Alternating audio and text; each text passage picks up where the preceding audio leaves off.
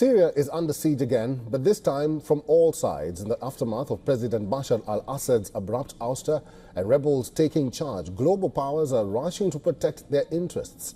Israeli military for the first time admitted that its troops are moving beyond the Golan Heights buffer zone. Our next story explains why Israel, the US and Turkiye are bombing Syria.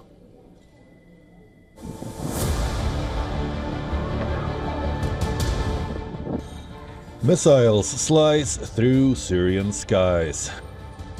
Fighter jets are constantly dropping bombs as military forces unleash a coordinated assault targeting critical infrastructure and strategic assets.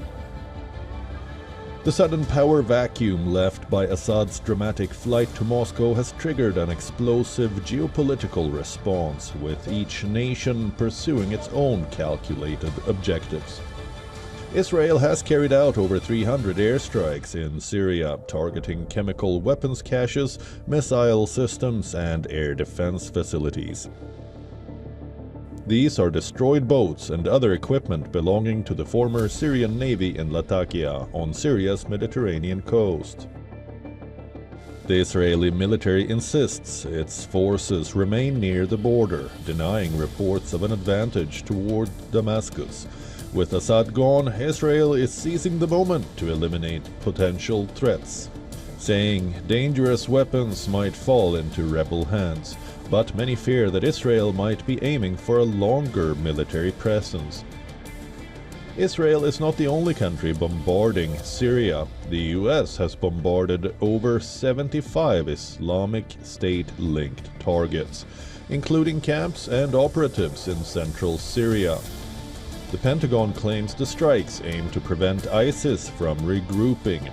Turkiye, too, has intensified its actions, using air power to support rebel forces attacking Kurdish-held areas in northern Syria.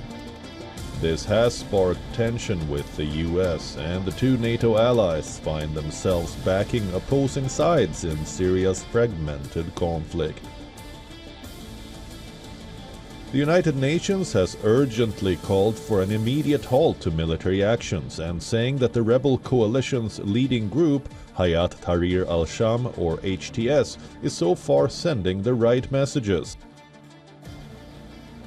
The reality is, so far, is that the HTS and also the other armed groups have been sending good messages to the Syrian people. Now, many Syrians are returning home and hoping for better times. Syria, devastated by a civil war that claimed 500,000 lives, now faces a new chapter of violence. The struggle for control in the post-Assad era has just begun. Bureau Report, WION, World is One. For all the latest news, download the WION app and subscribe to our YouTube channel.